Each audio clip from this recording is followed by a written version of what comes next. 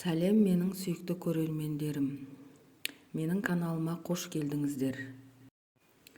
Йодтың үй гүлдеріне қандай пайдасы бар? Қандай гүл йодты жақсы көреді?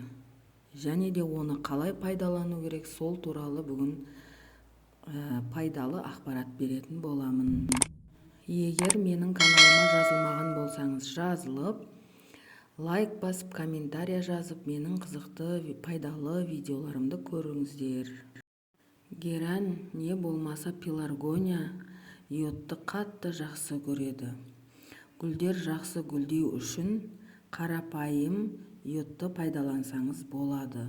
Жақсы, мықты, көзіңізді қуантатындай жайнап тұрған бутондар ашу үшін қарапайым аптекадағы йодты пайдалансаңыз болады. Таза йодтың өзін тікелей гүлге пайдалануға болмайды. Әрдайым видеоларымда айтып отыратындай, бір күн немесе 2 күн тұрған су болса, немесе жаңбырдың суы болса, ол суды шамалы жылытсаңыз, одан да көп пайдалы болады. 1 литр суға 1 тамшы йод тамызамыз. Егер гүлдеріңіз ауырып, әлсіреп тұрған жағдайда 3 тамшыға шейін тамызсаңыздар болады.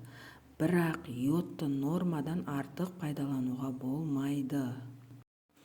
Осы йод араласқан суды жақсылап араластыру керек. Йод барлық суға тарап кету керек. Білінбей жоқ болып кеткенге шейін араластыру керек.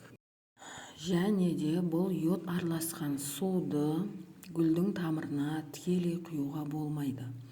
Горшоктың айналасына, жиегіне аз-аздан жайлап құйып шығасыздар.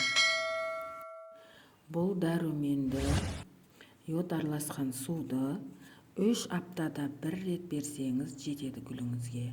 Одан көп арасын жиғып берудің қажеті жоқ.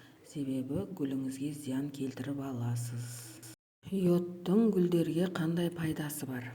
Йод гүлдердің жылдам өсуіне және де жаңа сабақтар шығарып бойының өсуіне, жапырақтары көп болып, пышный болып тұруына көмектеседі. Герань гүлінің жақсы бутон ашуына көмектеседі, жақсы гүлдеуіне көмектеседі. Және де тамыры да осы йодтың витаминдерін алып, тамыры да жақсы демалып тұратын болады.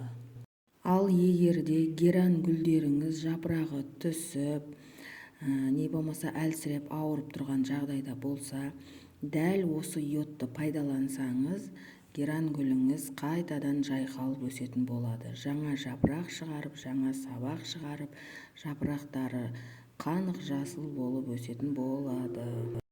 Бүгінгі видеом ұнаса, лайк басып, комментария жазыңыздар. Рахмет.